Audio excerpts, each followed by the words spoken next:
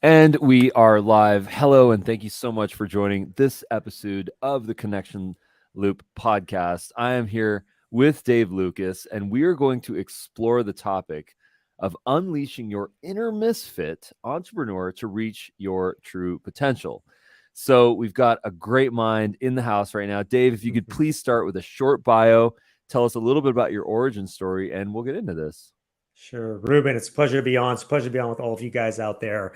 So, gosh, my origin story. Well, that's I don't know if I can do that short. We'll have to bounce around a lot. Maybe that's the misfit theme, right? So, I've got a unique story. I grew up in a family where half were entrepreneurs, pretty successful, and half were actually grew up dirt poor and all made it out and made themselves successful in their own way. So I had kind of an interesting, dichotomy growing up of looking at and going and seeing literally what the poorest of the poor had to go through. And then, another side that had made the success before I was even born. So I got to see the top end of that. Right.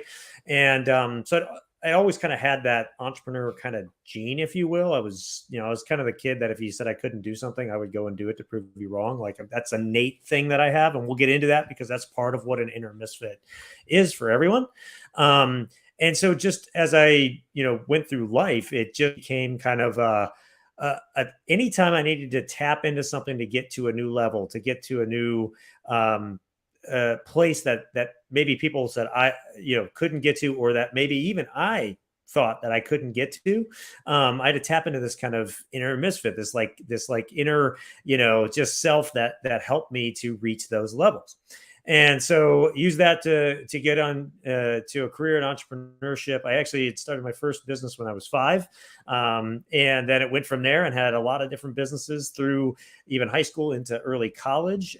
Came out of college, started my first real big, business with contractors, but kind of like employees, right? It wasn't just me, and failed absolutely miserably. Within a year, I had maybe had $1,000 a month in income coming in. I was working 3 other jobs to make ends meet, and I just realized I didn't know what I didn't know. I thought I had known, right, but I didn't. And so I kind of went on this journey. I actually went and worked in the Fortune 500 space for about 7 years, and during that time, I had a lot of success. I went in the sales side and ended up being a top representative in a Fortune 500.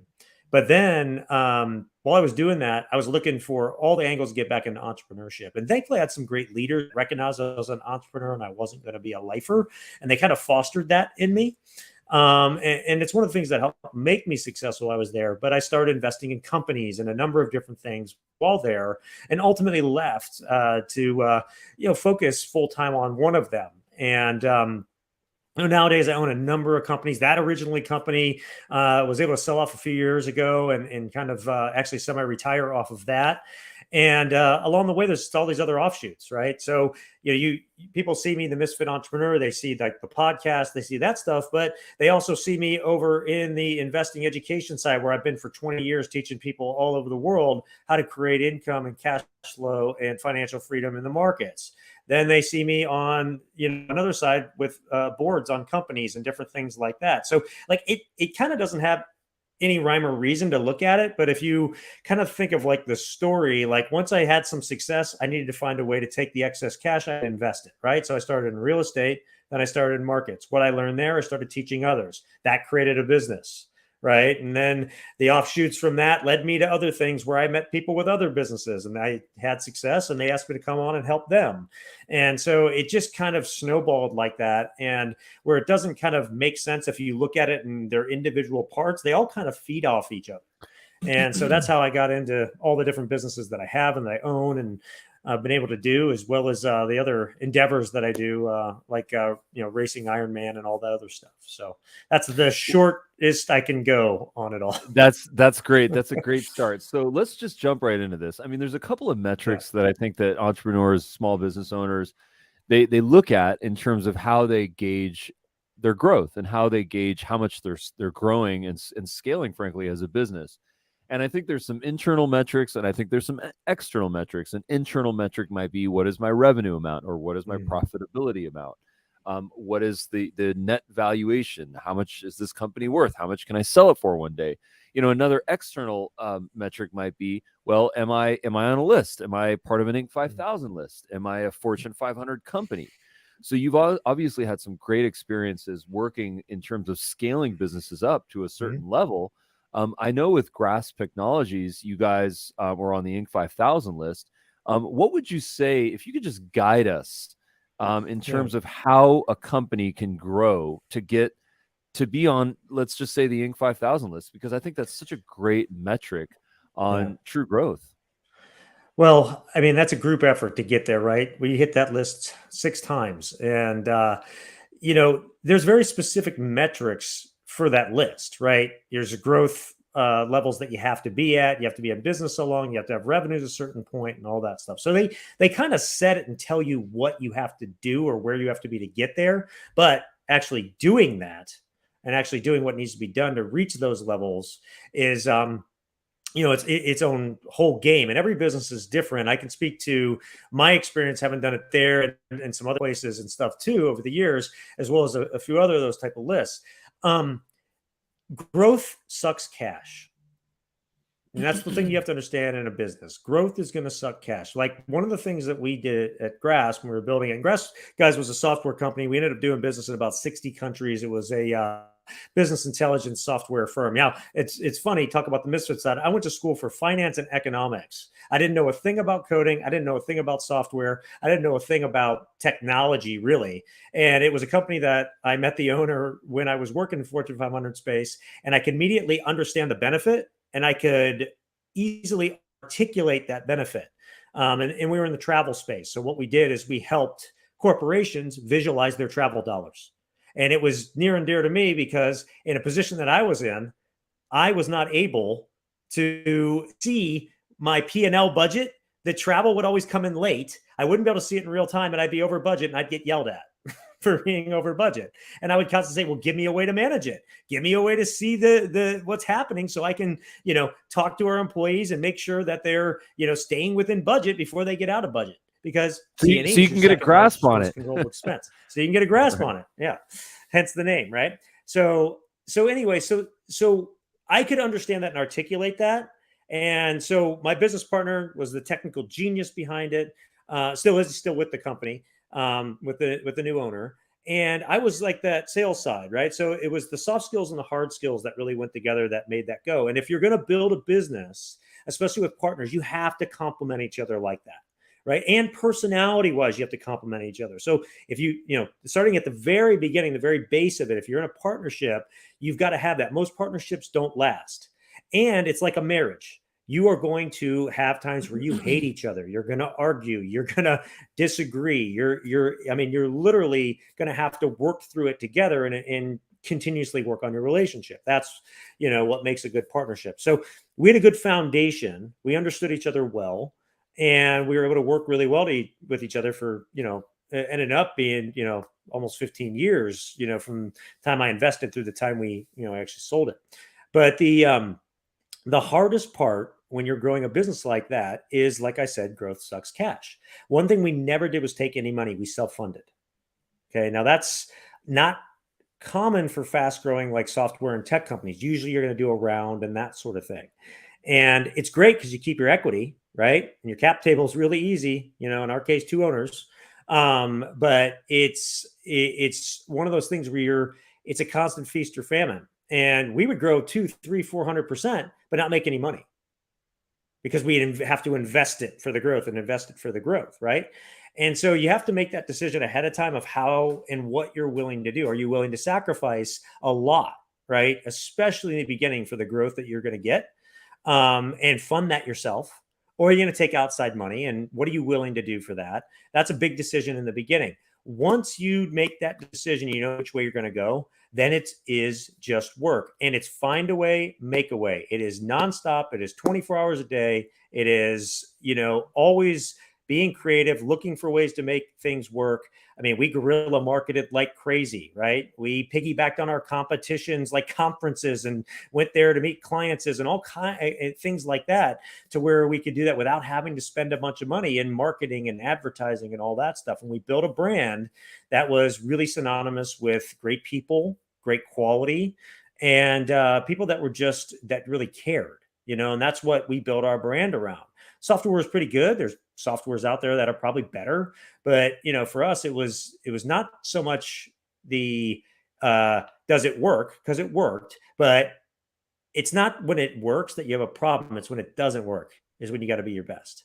And so we built a whole culture around the service side of it for when things didn't work or things, didn't make sense to a client, that we were, Johnny on the spot. We were right there. We were, hugging them. We were helping them. We were doing all that. And I think that's what ultimately fueled the growth, because a lot of our growth came from referrals that way. And our average client stayed almost 12 years. That was our client retention on average. Incredible. So you mentioned guerrilla marketing. So let's sort of unpack the Misfits CMO strategy. Okay. So you mentioned conferences, you mentioned some competitor things. Kind of, if you could just please unpack your definition of guerrilla marketing and how a company that maybe doesn't have VC funding or external financing, or is it bootstrapped and that wants to attain a certain level of growth, what is it that they can start doing within the confines of what's considered obviously not just ethical, but what's considered attainable? Because guerrilla marketing back in the day is different from what it is now. I mean, back in the day, you could buy an email list and you could blast an email list and you might actually get some responses. Now it's obviously much more difficult because there's a lot more filters, both literally and metaphorically. So guide us through that a little bit. Before we jump in, let's at least define misfit, right? So, people will ask me all the time, like, all right, you don't look like a misfit. Like, where's the misfit angle come from, right? And I think it's important that that the dirty little secret is everyone's a misfit. We all have this uniqueness to us that we can tap into, or we do tap into in areas of our lives that is like a genius for us, or that really it brings out our passion or that sort of thing. And we don't necessarily use it in all other areas of our lives. Great example.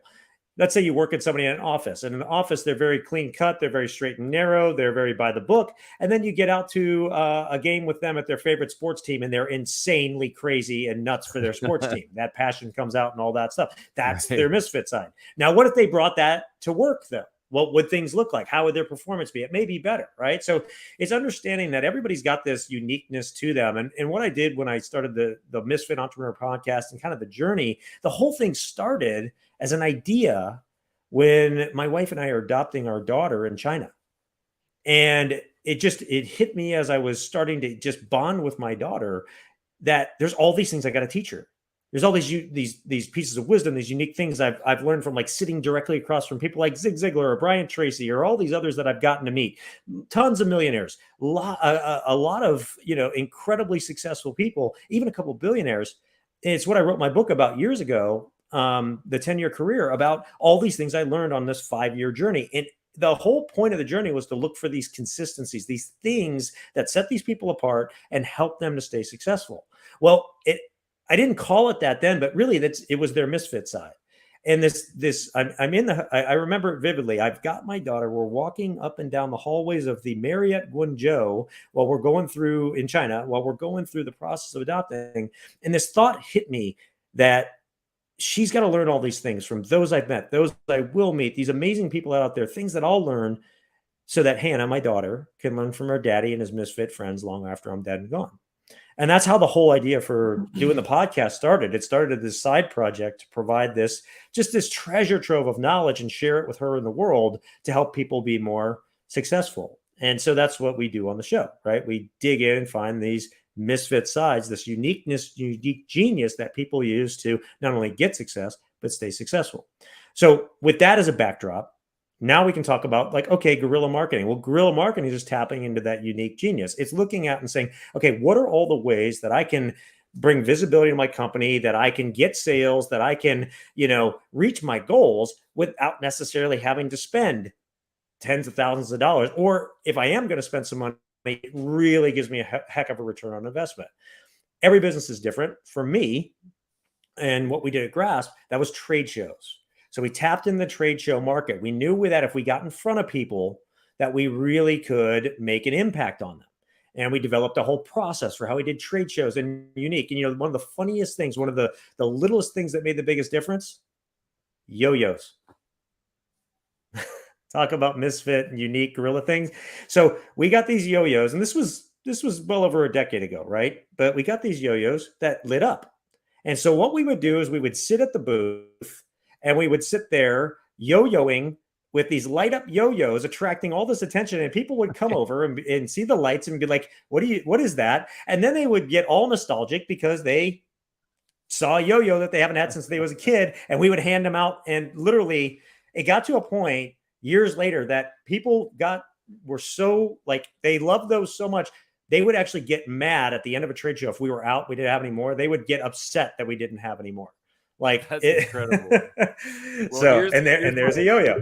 So like, but little things like that, and they were branded and everything. And little things like that years later, people are like, I got one of your yo-yos still, right? So little things that make a huge difference, right? So you look for little unique things that stand out, that make you stand out, that people will remember you by, right? We went old school back to, yo-yos to give people something to be nostalgic about. And then, kept going from there. So trade shows are really good. JV partners, another really good place to work with, especially when you are just starting out. Yeah, you may have to share some revenue, but if you can get in front of somebody else's audience, that's a good complementary audience, or one that could work with your products and services. That's a great place to do things. I did that in the trading space, in the investing space for years. How we grew the brand. Didn't cost us anything unless we sold something, right? So there's that type of stuff. In today's world, and this is something you can, really speak to too. Obviously, we have social media everywhere, right? And there's all kinds of different social medias that you can get on. The thing that I found about social media is mostly it's noise. You could post 100 times a day and not get really any clicks for anything, right?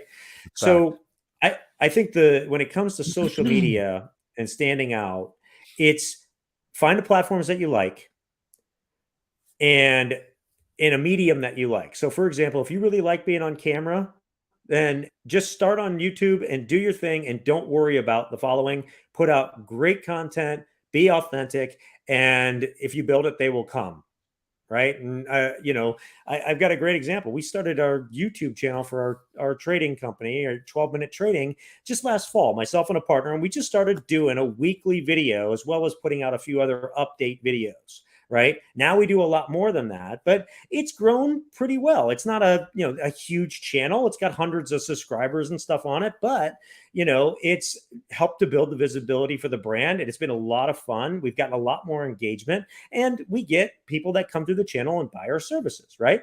And we're 6 months in, right? So a year from now, it'll be double that, and it'll continue. And you kind of hit this snowball point where it grows.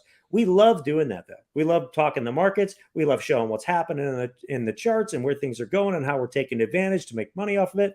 And so it's a great thing.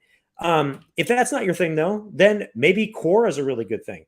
Go start answering questions for people on Quora, right? Things like that. Places that you can go show your knowledge. And, I know people that are, they become millionaires off of just, Quora stuff, and then link it to their Substack where people go, learn from them there. Right. So Twitter's a very quick messaging thing. So if you like to do things really fast and, get things quickly out there and snippets, or maybe you're really good at posting funny memes, then maybe Twitter's a good place for you. Right. So you kind of have to gravitate to, again, your misfit side, what you're naturally good at, and what you enjoy doing when it comes to social. And then you can get, your message out that way. Lastly, email, man. Email still is one of the best places to build a business.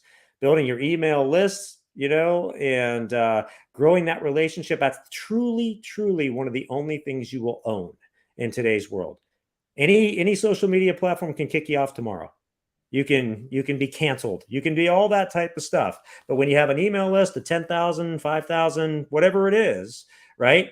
You have that connection, and they can't take that away from you. And so you have to be, no matter where you're at, building that email list. And we did that really well at Grasp early on. Every trade show we collected their email and we'd follow up and stay in front of them and had newsletters and did all this stuff just to really, really be relevant, right? So should always be building that list as well too. So those are a few things. There's tons more we could talk about, but Well, I'm sure that there's was, other I mean, topics that we I can think do. what, yeah, I think what you just unpacked there was basically a go-to marketing strategy. This is a fabulous GTM. When we start to think about growth and scale, we start to think about this idea where how can we convert from going from an outbound marketer to an inbound marketer so that ultimately people just Mhm. come to us. They watch our videos, they see our social media posts, they see those Quora posts, they see the tweets, and they see those emails in their inbox, and then all of a sudden they click on stuff, they watch our videos, they engage with us, and then eventually they raise their hand and say, I want to work with you, Dave, Lukas, I want to Mhm. work with you. And that's a Right. fabulous thing. So question for you is, what is that tipping point of going from an outbound company to an inbound company? We probably all have to start as outbound. We Mhm. have to pick up the phone and send emails and call people. But at what point do we know that we should switch to being an inbound company? When is it comfortable? When does it feel Well, I right don't to know do if that? you have to. Why not be both? Why Okay. why ever stop going outbound, right?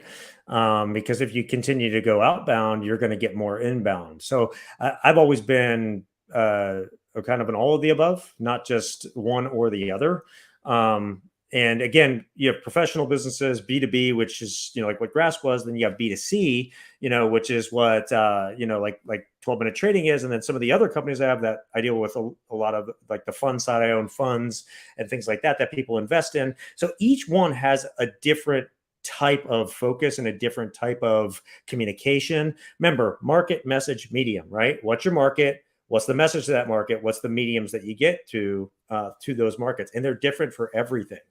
And so I think it's all of the above. I don't think there's you and or. And I will say that even if you're going to do like just go to inbound, I think the tipping point for that's going to be different for every business.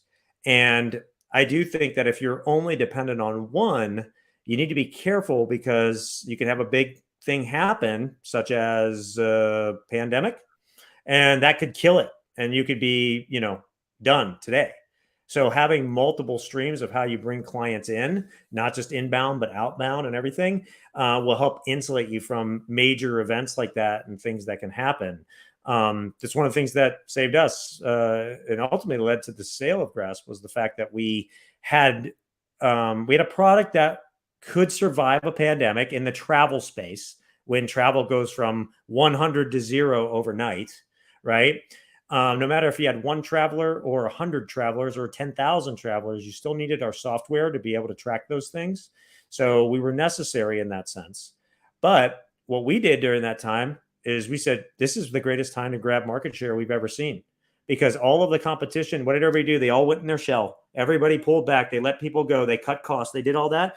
We went harder than we've ever gone before from a marketing standpoint. We actually we gave huge discounts. We gave, all kinds of incentives and stuff and gained and grabbed market share. We added more new clients in that 1 year span than we had the 3 years prior to it. And we were a 6-time Inc. 5,000 growing company. And so that ultimately coming out of that, not only did that save us during that time, kept the revenue going and kept us able to keep all of our employees employed and all of that. But coming out of that, that just boosted our value massively, right? And we continue to gain that market share. So I think there's most of that was outbound though at that time because nobody was coming inbound. But we had outside sales reps, we had inbound strategies, we had it all going. These dried up. These really took over at that point in time. So I don't think it should be and not or. Yeah, I think one of my favorite sort of differences in business growth specifically is this idea of growth versus scale. And I think the way Mm-hmm. that I like to define growth versus scale is that growth is more outputs with the same or less inputs. Or I Right. should say, growth is with more inputs and which results in more outputs, and scale is the same or less inputs for more outputs. So growth takes more money, it takes more sales reps, it takes more advertising dollars, whereas Mm-hmm. scale has brand and it has an exponential effect. So this is something that I always like to talk about in terms of Mm. the best way to sort of optimize how you're growing Yep. and how you're scaling as a company. Could you speak to that? Like how would you guide us on scaling our business as opposed to growing it and not having to spend a lot more dollars to attain that growth? You'll reach that point at some point in a business where no matter what, you have fixed costs. In the beginning, those are obviously going to be higher. As you grow, those become lower as a percentage of your revenue versus your cost of revenue, right? And so you're going to reach a point where your fixed costs are your fixed costs, right? And every dollar incrementally added at that point is more profitable than it was to get to a point where you had to cover those fixed costs, right? So that's a natural progression as a business grows. When you really start to scale is you'll really start to do that once you've got, for lack of a better term, things dialed in from your market strategy and your go-to-market strategies, right? So once we nailed the trade show vertical and the JV vertical, we brought our first outside salespeople on, right? And then started a process to really get that right, and how we presented, how we approached the market. And we got some really amazing people. I mean, like, just nonstop go-getters, right? And so we had got that built out pretty good. And so we got into this groove where we were just closing sales all the time. And it just started to snowball at that point, because though the costs were there, and so every incremental dollar. And the other thing I would say, and it's, some businesses can, some businesses can't, but I urge you, no matter what business you have, to think about how you can do this, a recurring revenue model, because it compounds on itself, right? Software, people, had an initial, yes, implementation and stuff, but there was a monthly license fee for that. And so you don't just make the sale once, you make the sale, well, in our case, average client over 12 years, you made one sale, you get 12 years of revenue from it. So if you think about that, what is that worth?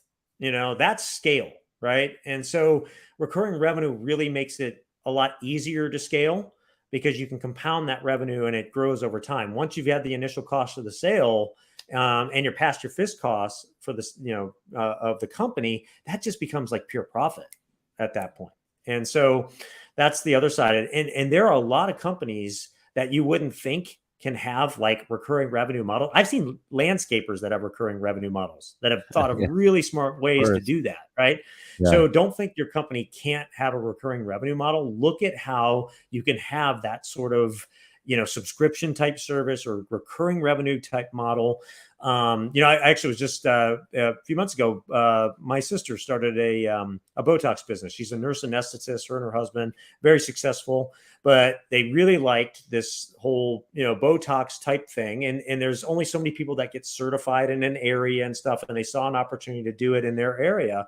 And they got going, and they had a great clientele and were having success. And we were talking over just drinks one night. I just mentioned, have you thought about doing like a club, like where they pay a certain amount every month and they get so many treatments a year, and it's discounted 10 or 15% or something like that, and you build a recurring revenue model out of it. Right. And they took that to heart, and they now have a multiple 6-figure recurring revenue model from people just paying for that subscription to have their treatments throughout the year instead of paying when they have a treatment. Right. And so they now have this base of revenue that covers all their bills, covers everything else, and they're just scaling like crazy. They're going to be a multi-million-dollar business inside of 2 years, And so you can figure it out for just about any business, but I think a recurring revenue model is definitely a key if you want to scale and go bigger.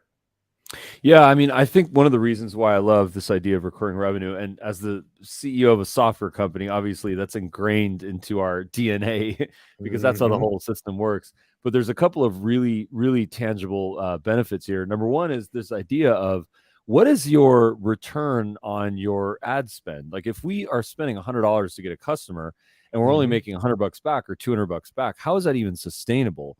I mean, that's a one-way ticket to nowhere, right?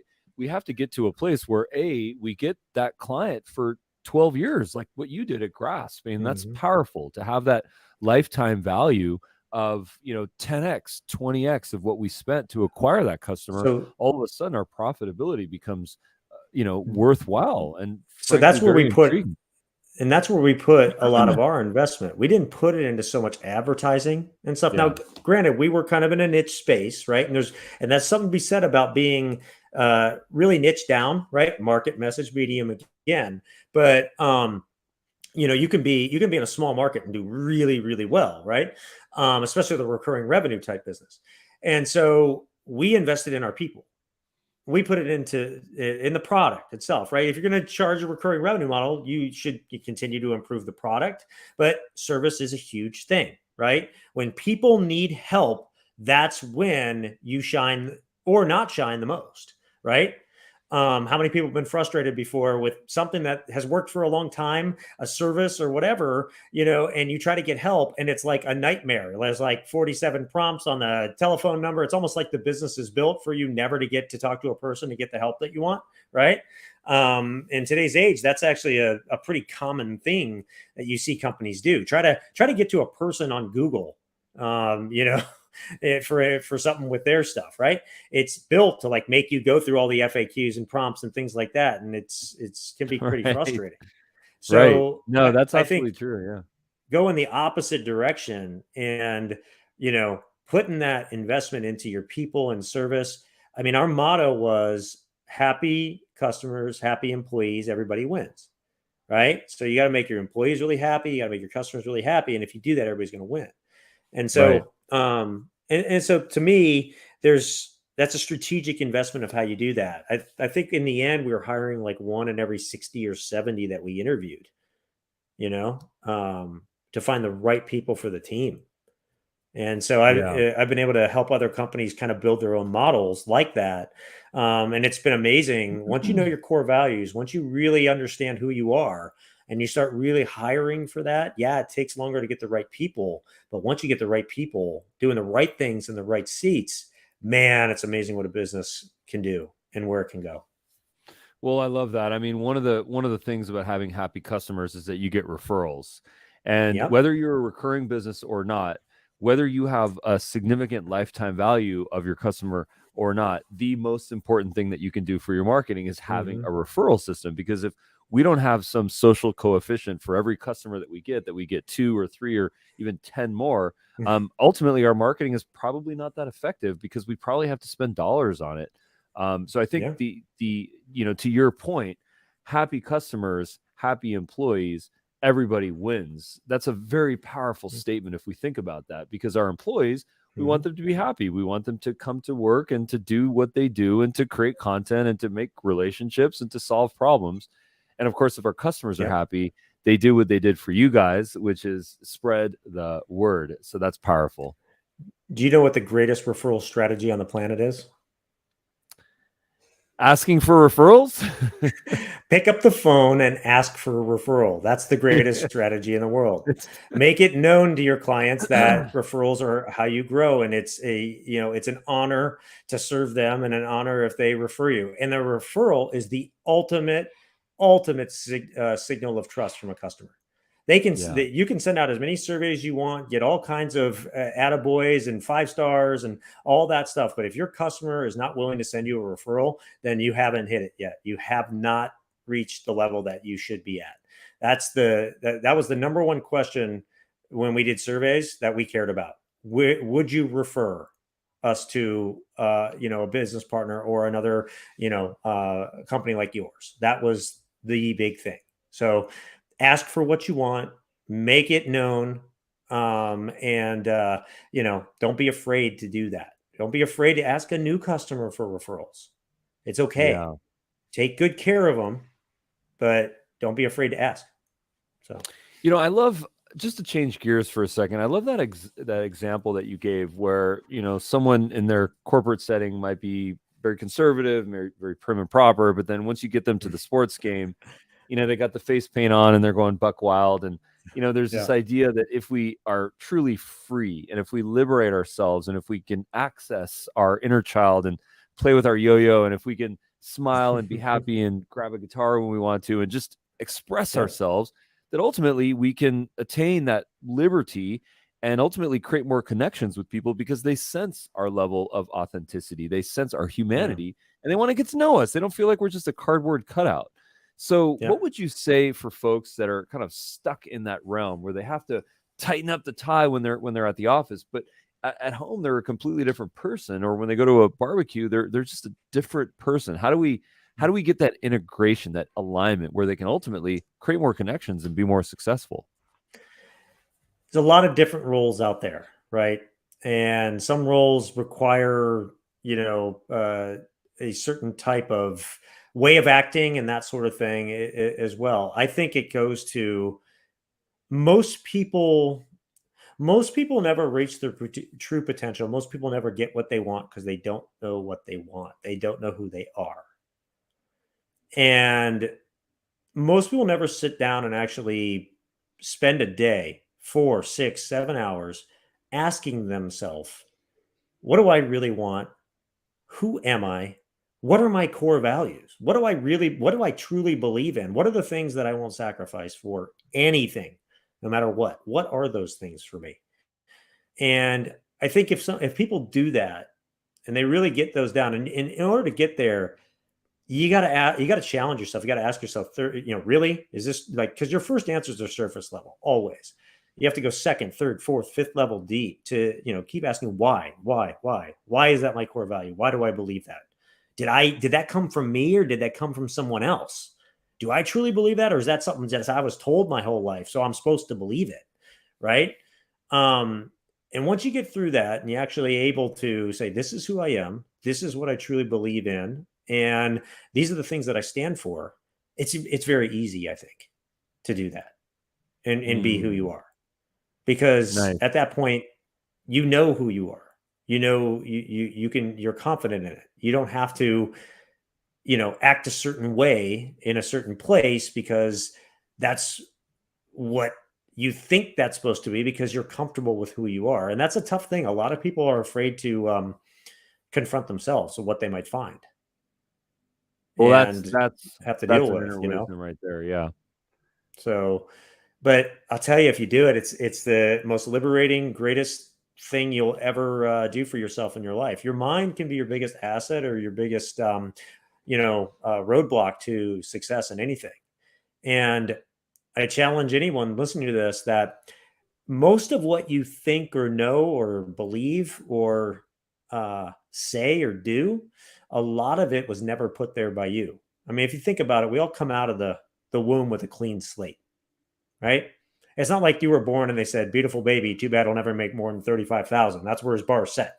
Um, that's we get to those points because all of these things influence us in our lives from the time we're born. Parents, friends, media, culture, school, religion. I mean, all these things shape us, right? And a lot of the things we pick up are good. Most people don't realize we have two minds, right? We have a conscious mind and a subconscious mind. The conscious mind is what we think with, right? And when we're having to do stuff, we actually have to be conscious and think about it. But the subconscious is the biggest part of our brain that runs us without us even knowing it. I mean, once you've learned to drive a car and drive a car for a while, how much do you actually think to drive a car or throw a ball or brush your teeth or when you talk and you have a reaction to something or someone, in conversation, how much do you really think to do that? It just happens, right? Where does that come from? It comes from the subconscious. The subconscious basically is built an automatic response to every single situation in your life that you've ever come in contact with. And when you come into a situation like that again, it will, basically open that little file, pull out that response, and that will be your response. But the true personal power and freedom is when you start to recognize those responses and what they are, and then ask yourself, is that really the response I want to have, or is that put there by someone else and or something else or some experience, and I want to change it to the thought that I want to have or the belief that I want to have. You got to know yourself to do that. But once you do, it's a lifelong journey because you never stop doing that. But everything changes. You change everything about Mm. where you're going, what you're capable of, what you believe, and then you challenge yourself. It's one of the reasons that I started racing Ironman was to push my mind, because you don't win those races with your legs and stuff. You really do win it in your mind before you win it with your body. And so then it became like a game, right? Every time I wanted to quit, if I powered through, where's my next level? Where's my next level? And then all of a sudden I look back several years later and I'm top 5% in the world. Like, how did that happen? Right. I, I, I'm 5'8" and 165 pounds. I'm not like your prototype, racing person for this type of stuff, So it's, Mm. a lot of it all starts in your head. So I know it's a little Mm. long-winded, but I think it's important for people No, to no, understand that. that's powerful. I mean, the potential that we have. I mean, the title of this podcast is reaching your truest potential. I mean, that's really about Yeah. what this is. And I think that within us lies a lot of potential. And I think what you're presenting is this idea of mindfulness, accessing things that we don't typically access on a daily basis, really going deep within, true Mm-hmm. self-awareness to understand what are our strengths, where are our weaknesses, where are our goals, what are we Yeah. truly capable of doing, and then overcoming our fear. I mean, a lot of the reasons why people are conservative, the reason why people don't want to fulfill their potential is because it takes risk, and they have to Mm-hmm. put themselves in a very uncomfortable position to accomplish their goals. So I think what you're presenting is this idea of punching through, Yeah. Well, and one way a great way to punch down fear is to really understand and know yourself too. A Yeah. lot of fear that we get is because we're not sure what to do because we don't really know ourselves or have a base that we're standing upon, right? It's like quicksand in a lot of ways. So once you know yourself and you know what you stand for and you know your values and you know who you are and the things that you won't sacrifice and you'll stand firm on, well, then it's very easy to overcome when those challenges come up or that fear starts to come up, right? But a lot of the greatest things happen on the other side of that fear, right? Sometimes they Well, give don't, us this. honestly, Mm, and sometimes they don't, right? yeah. But Hmm. that doesn't mean, oh crap, it didn't work this one time, or the fear was real and what really I was afraid of actually happened. That'll happen, but it doesn't mean you give up. That doesn't mean you give up on everything Mm. because of it, because it happened once. But that's something Now, that'll go in your subconscious and come up every single time that you hit fear again that you're going to have to overcome and say, no, no, that's not true. You know? yeah. Well, share a story with us on how you were afraid of something, how you had fear about something, and then you sort of leaned in and realized that you could come on top, and that fear actually turned into your Gosh, strength and a massive opportunity. I mean, so many. There's a it still happens all the time. You know, I can't count there multiple times, even in grasp when we were growing like crazy. We would wake up one day and look at the numbers. Sales were great. We weren't collecting the cash, and we were like a week or two from going out of business. Like hundreds of thousands and millions of dollars in revenue, and all of a sudden, like you're not going to make it. You're not going to make it past another 2 weeks. I got to empty the bank account, put all that money in the business to keep us going, and hopefully we can get through it and get paid back. You know, try doing that. Try taking all the savings you have and putting it into a company to keep it going when it's supposed to only survive another 2 weeks. Talk about fear, right? But it's basically looking at that and saying, okay, here's how we can make this work. We can do this from a short amount of time. We can do X, Y, and Z. We can call these people we owe bills to and ask if we can pay a little bit later. Maybe we'll pay a little bit more because of it. It's starting to, it's asking how. I think that's the challenge with a lot of people is they just will reach a roadblock or a level of fear where their mind just stops because they say, I can't do it, or it's over, or it's not possible. And at that point, your mind stops. When you say it's over or I can't, your mind stops thinking, your mind stops working. But when you start saying, how can I make this happen? How can we make this work? Now your brain, your creativity starts to get activated and you start to look for different ways to make it work. Right. So there's been situations like that, and that was early on, thankfully, and got through that, learned a lot through those things. In fact, that's the reason that originally happened because we didn't have really good systems or processes in place. We were drinking from a fire hose, growing, but we weren't really working on the business. And so we actually consciously slowed down and put all the processes and documented all of the systems and all the things in place and figured out who we needed in the right positions and all that type of stuff. And it was hard, man. It was hard to slow down and, grow at a much smaller clip to be able to do that. But coming out of that's what, fueled the growth that landed us on all those lists and things like that. Right. So from a business side, that's that. I can't count how many times, like in an Ironman race, that I thought I was going to die. And my brain was screaming, you better stop because you're going to die. Mile 20. I mean, for those that don't know what an Ironman race is, it's a 2.5 mile swim followed by a 112-mile bike ride followed by a marathon as fast as you can do it. That's really what the race is. And so when I first got started in this stuff, I didn't know the things that I know today, and that's why it takes multiple years to get good at these things. But I didn't know like how to do nutrition right. So like when I first got started, like I thought just drinking water, but there's balancing your nutrition, getting enough calories, electrolytes, all that stuff. So I had times where like my body just like my legs physically locked up, and I didn't know why. I didn't have enough salt. I had to learn that lesson, and like walk in and stuff where you get that fear, like, oh my God, am I gonna have a heart attack, or am I gonna have that type of stuff? And you have to like settle yourself, push through it, realize that your brain is screaming at you because it's uncomfortable. It's hit a level that it's, hasn't been to before. And then you push through it and you get to that finish line, and all of a sudden it's not such a big deal anymore. And then the next time you have a situation like that, your brain knows, hey, we got through this before. We just had to do this and this, and all good, right? So, and that constantly happens. You're constantly having to level up in life in all areas like that. So but again, your mind is your biggest obstacle or asset. Yeah. So in an Ironman race, why is the order that? Why is it what is it? Running last, swimming in the middle, bike, run. Swim, bike, run. Why is it that level? Because we're masochists. I mean, it all started with, started in like the 60s and stuff with some military guys and everything, special forces, stuff like that. And,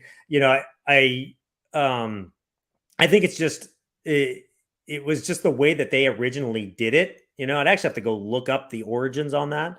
But I know like, it eventually it started in California. It ended up in Hawaii, where they would the reason the bike ride's 112 was because from Kona to Hawaii, which is a city that's on the northern coast of the Big Island, it was a 112-mile bike ride. So like somebody's like, let's we'll swim across the bay and back, because that's the bay in Kona, right? It's about 2.5 miles, and then somebody was probably like, oh yeah, well, I bet you I can ride to Hawaii and back, that's 112. And then somebody was like, well, oh yeah, I'll do all that. And then I'll run a marathon too. You know what I mean? So like, that's how it probably some ways got going. But I mean, triathlon's been around a long time. It's been an Olympic sport. Ironman is just a, kind of extreme version of it. Believe it or not, there are ones that are longer than Ironman that people do that span like even a couple days nowadays. But Ironman obviously has its name, and it's there's a huge business around it and all of that, and it's one of the best, well put together, races and formats and how they do everything. So, so the short and long of it is, it probably has some thought science behind it, but it probably also was just how they started originally. And they took from a true Olympic triathlon and just made it bigger and bigger. But I just say we're masochists in the end. We want to do all that, and then we want to. The hardest part to run is at the end, right? So, that's the hardest part. You'd love to jump in the water at the end, wouldn't you? And like cool off and swim. No, we're gonna run at the end in 90-degree heat when it's the hottest part of the day. That's what we're gonna do. So, unbelievable. Well, listen, Dave, thank you so much for your time on the Connection Loop podcast. Where can folks learn more about you, your social channels? While you're giving us some info, I'm going to grab my guitar here and I'm going to play the Misfit song Skulls. I'm going to just lightly play the chord progression while you're telling us where we can connect with you. Great. So misfitentrepreneur.com if you want to see the podcast.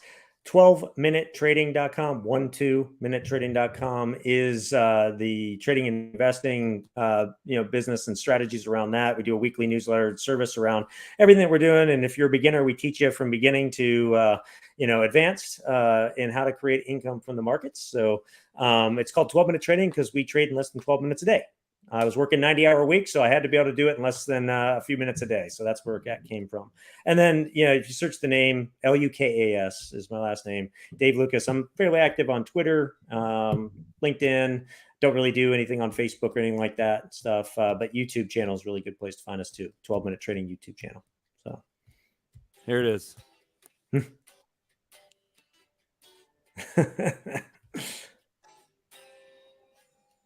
Very out of tune guitar. Thank you so much, Dave.